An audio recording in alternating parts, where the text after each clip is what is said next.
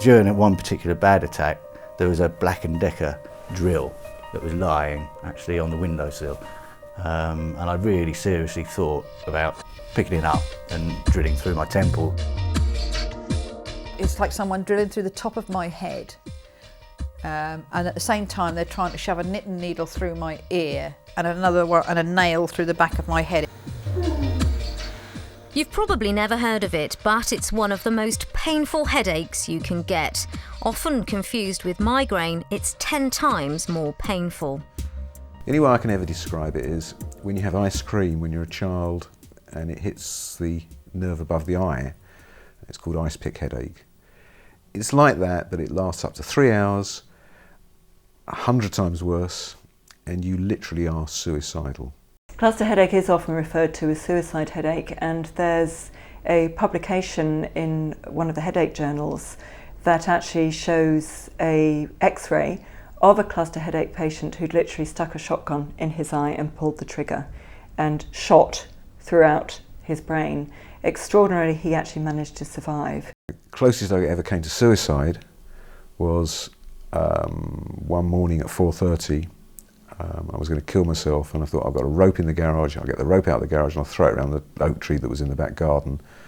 And I went into the garage to get the rope, and my son had used it to tie all his toys up, so I couldn't even use the rope, and I wasn't capable of actually doing the rope. You're capable of absolutely nothing at all except screaming.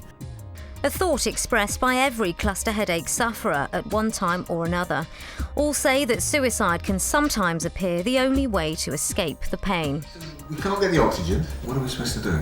The first time I had it, I actually thought I was having a brain hemorrhage. And I got some sort of brain tumour or something like that, and this was it. This was the end.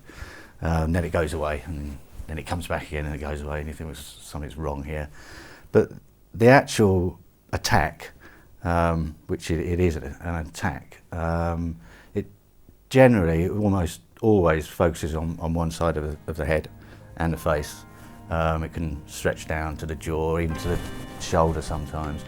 It's absolutely excruciating. At the onset of cluster headache, I was episodic, where I'd go on average for about 6 weeks without anything in pain-free remission. And then I'd have a 4-week bout, and then 6 weeks off, 4 weeks on.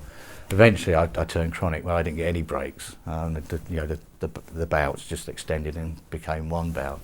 But more recently, I went back to episodic again. But you never know how it might just jump out at you, and off you go again on the merry trip. My personal worst was the 15th of June 2005, where I actually had 15 attacks, varying between 15 minutes and 3 hours. And I was absolutely exhausted.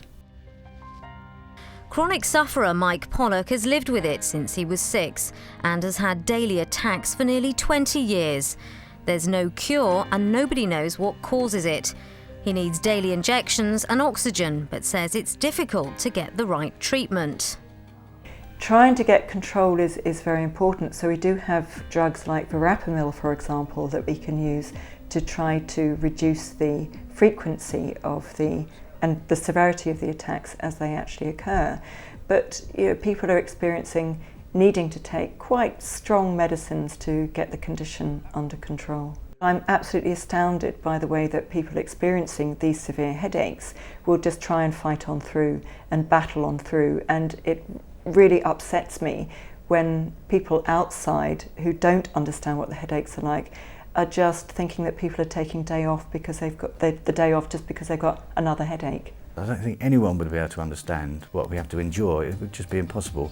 So I tend to keep quiet about it. And at the moment, there's little or no hope for us as far as a cure is concerned.